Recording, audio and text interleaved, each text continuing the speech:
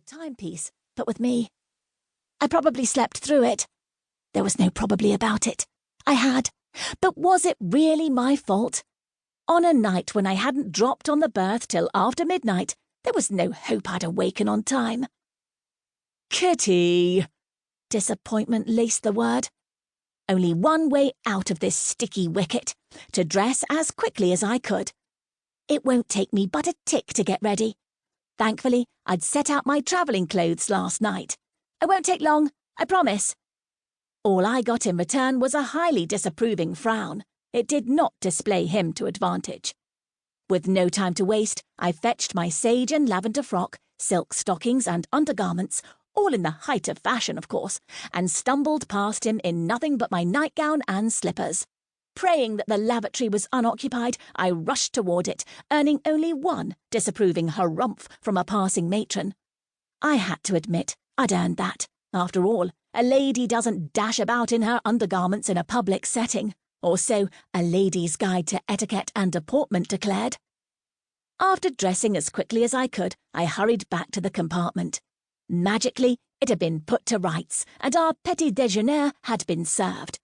Coffee and tea carafes, along with butter, marmalade, and a basket of croissants were set out on the minuscule table that dropped down from the wall. But then one would expect nothing less, for the Orient Express service was par to none. My stomach rumbled, reminding me it needed to be fed. It had been hours since dinner, after all. Eager to enjoy the continental breakfast, I made quick work of stashing my nightclothes and clock in the travelling satchel and slipping into my tea-strap shoes before attending to our breakfast. "Shall I pour?" I smiled, hoping the peace offering would soothe the savage beast in Ned. A terse "Yes, thank you," said otherwise. Undaunted, I made a show of preparing his cup of tea the way he liked it and handing it to him, along with 2 croissants, properly plated, of course. Once he was settled, I helped myself to my own breakfast, coffee and a croissant. Famished, I lathered on the creamy butter and sweet marmalade over the flaky pastry and took a bite. With Ned seemingly being of like mind, conversation lagged while we satiated our hunger. But once he was done, he returned to his favourite activity of the moment, harping. "Punctuality is vital when travelling, Kitty." I agree. It won't happen again. Heaven knew he had cause for his low spirits after travelling from London to Lausanne in the space of 2 days to retrieve me from a Swiss finishing school. He should have taken a day off to rest, but he'd decided to return to Paris on the next northbound train. He had to be exhausted. I put on my brightest smile to try and cheer him up.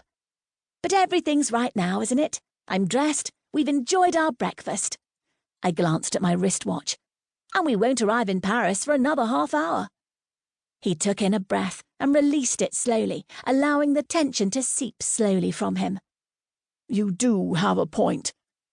"Would you like more tea or another croissant?" I asked, happy to see him relaxed. Well, as relaxed as he ever allowed himself to be. He was wound up tighter than a wind-up toy. "Not just yet. I'd like to discuss your education first.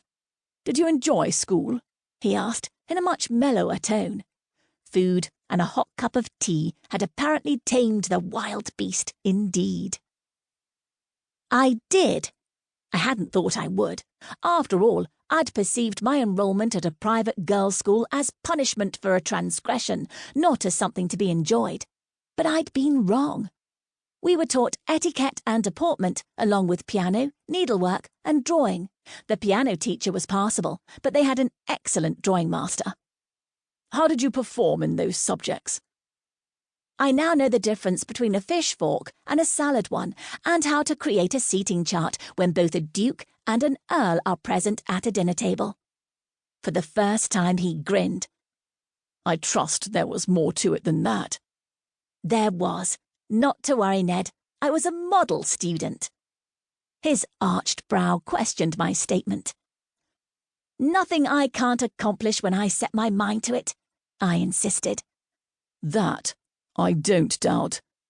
It was the model student remark he doubted. Fair enough. "What about recreational activities?" he asked, while helping himself to